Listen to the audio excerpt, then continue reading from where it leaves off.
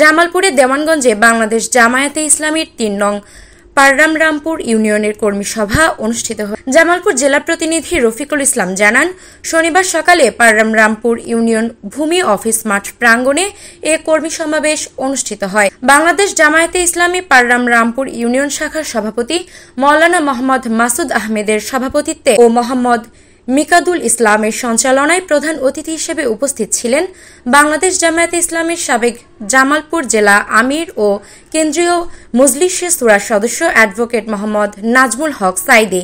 বিশেষ অতিথি ছিলেন বাংলাদেশ জামায়াতে ইসলামী জামালপুর জেলা শাখার কর্মপরিষদ সদস্য মোহাম্মদ আব্দুস সাত্তার। এছাড়া উপস্থিত ছিলেন বাংলাদেশ জামায়াতে ইসলামী দেওয়ানগঞ্জ উপজেলা শাখার আমির মাওলানা মাহবুবুর রহমান তালুকদার, সাবেক বাইতুল মাল সেক্রেটারি AKM জহুরুল হক লুলু, বাংলাদেশ জামায়াতে ইসলামীর জেলা উপজেলা ইউনিয়ন শাখার সকল নেতৃবৃন্দরা।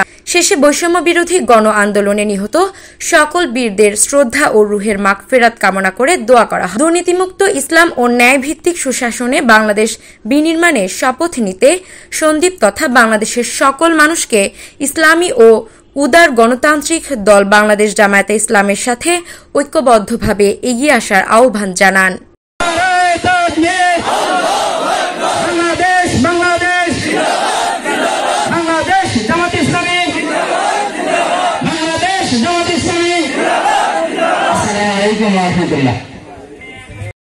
আহত হয়ে হাসপাতালে চিকিৎসাধীন আছেন, তাদেরকে আল্লাহ তাআলা দ্রুত সুস্থতা দান করুন।